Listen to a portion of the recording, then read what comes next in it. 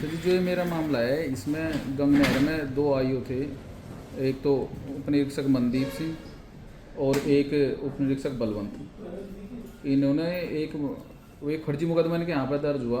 उसमें मेरे छोटे भाई का नाम लिया गया 306 का, जिसमें घटना थी दूसरे महीने 2023 की। मुकदमा दर्ज हुआ 7वें महीने 2023 में।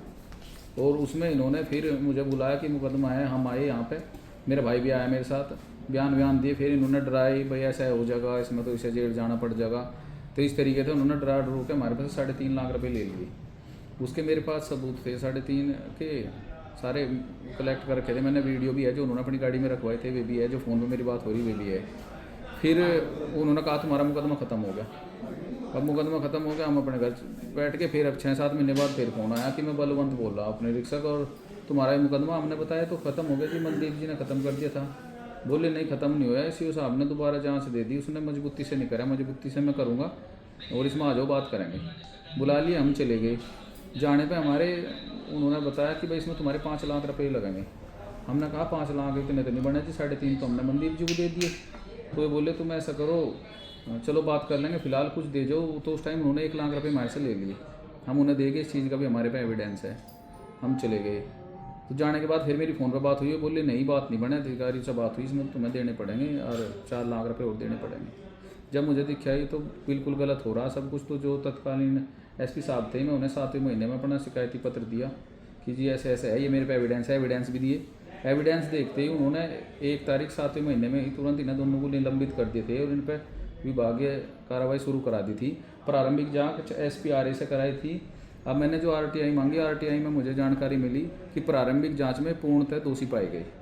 और फिर मैं आज कप्तान साहब से मिला, मैंने उन्हें अपना शिकायती पत्र दिया कि ऐसे ऐसे प्रकरण है, मेरे पास सब मजबूत एविडेंस है, जांच में भी ये दोषी पाए गए। लोक सेवक है, एक जो ये अपराध करा उन्होंने क्रिमिनल अपराध है, इसलिए विधिक कार्रवाई से या विभागीय कार्रवाई से नहीं जी इस पर मुकदमा दर्ज होगा।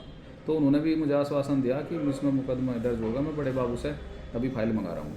तो आखिर बैकग्राउंड क्या है इसका केस का, क्यों आपके खिलाफ झूठे हाँ, मुकदमे? ये लगातार झूठे मुकदमे ऐसे हो रहे हैं जी। 2012 में वहाँ भी बागपत में कुछ हिस्ट्री शीटर बदमाश थे, उन्होंने मेरे पिताजी की हत्या कर दी थी। उसमें 5 मुलजिम को आजीवन कारावास हो गई थी, 2 मुलजिम फरार है। जो फरार मुलजिम है वे मेरे गांव में जो प्रधान है और उसका भाई है, उनसे मिलकर हमारे पे दबाव बनाने के लिए जगह जगह मुकदमे दर्ज करा रहे। पहले भी यहीं रानीपुर में थाने में हुआ था, सामूहिक बलात्कार का मुकदमा दर्ज। कोई शाइस्ता नाम की महिला थी, उन्होंने कराया। उस टाइम भी मैं अधिकारी को बताया, उसमें जांच हुई, वो भी एक्सपेंज हुआ मुकदमा।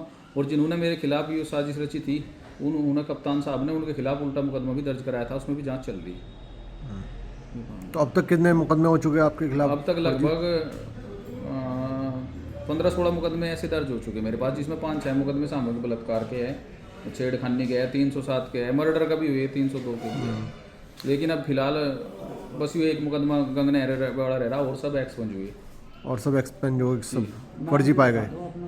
मेरा नाम निश्चय राणा है जी। क्या करते हैं आप? मैं तो जी अपने गांव में खेती करूँ। कौन सा गांव है आपका? निरपुड़ा गांव है, जिला बागपत में है।